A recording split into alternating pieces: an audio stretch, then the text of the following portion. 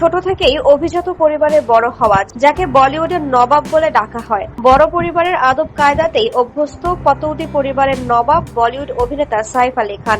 আক্ষরিক অর্থেই সাইফ আলী খান বাংলার অলিখিত নবাব। বেছে বেছে কাজ করেন তিনি। অভিনেতা মনে করেন, ব্যক্তিগত জীবন ও অভিনয় জীবনের মধ্যে সমতা না থাকলে সেই কাজ করে লাভ হয় না।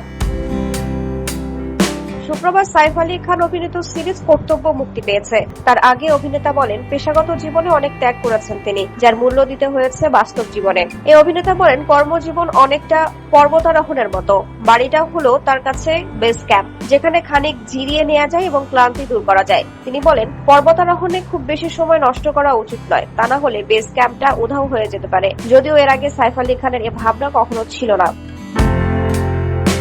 অভিনেত্রী কারিনা কাপুরের সঙ্গে বিয়ে এবং 2 পুত্র সন্তানের জন্মের পর থেকেই পরিবারকে আরো বেশি সময় দিতে চান এই পতৌদি পরিবারের নবাব। শুটিং এর ক্ষেত্রে বেশ কিছু নিয়ম তিনি মানেন। কোনোভাবেই রাত 9টা পর্যন্ত তিনি শুটিং করেন না। সাইফ বলেন, সকাল 9টা থেকে রাত 9টা পর্যন্ত শুটিং এর ধারণাটা অযৌক্তিক মনে হয়, কারণ শুটিং এর পর সব গোছাতে সেই 9:30 বেজে যায়। তারপর বাড়ি ফিরতে ফিরতে 11টা। এমন জীবন আমি চাই না বলে জানান সাইফ আলী খান।